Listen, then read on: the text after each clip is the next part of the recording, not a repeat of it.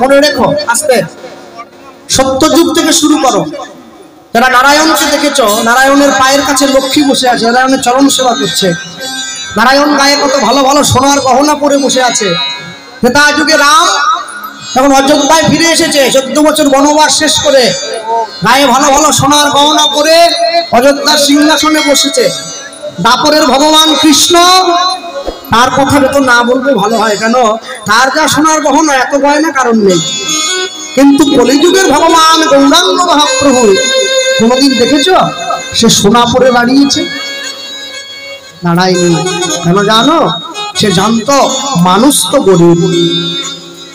মানুষ যদি গরিব হয় তাহলে মানুষের কাছে আমি দাঁড়াবো, আমিও গরিব সেজে যাব, বড় লোক সেজে নয়।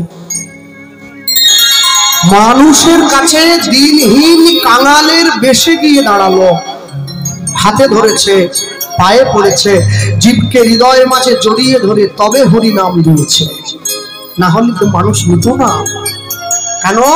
সব সময় মনে রাখবে, ভগবান যদি বড় লোকের বেশে এসে দাঁড়ায়, মানুষ তাকে কোনোদিন তার কাছে যেতে পারে না।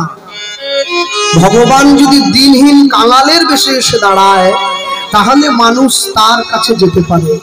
ওই দিন দয়াদ্রনাথ পদাবলোকস্যে, রাঘবেন্দ্র পুরীপাদ বলছেন যে তুমি জগৎ জীবের কাছে এত দয়ালু হয়ে, ওই দিন দয়াদ্রনাথ, তুমি দরিদ্রদের রাজা, তুমি দরিদ্রদের নাথ।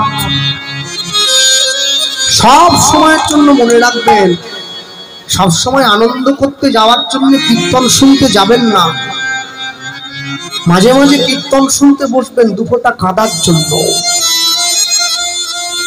সারা জীবন তো সংসারকে ভালোবেসেছেন, সারা জীবন স্ত্রী পুত্র ছেলে মেয়ের জন্য কত চোখের জল ফেলেছেন। সংসারের জন্য আপনি যত চোখের জল ফেলবেন, সংসার বিনিময়ে আপনাকে তত দুঃখ দেবে, তত কষ্ট দেবে। কিন্তু ভগবানের জন্য চোখের জল যদি ফেলেন, জানবেন এই চোখের জলের দাম ভগবান আপনাকে ঠিক দিয়ে দেবে।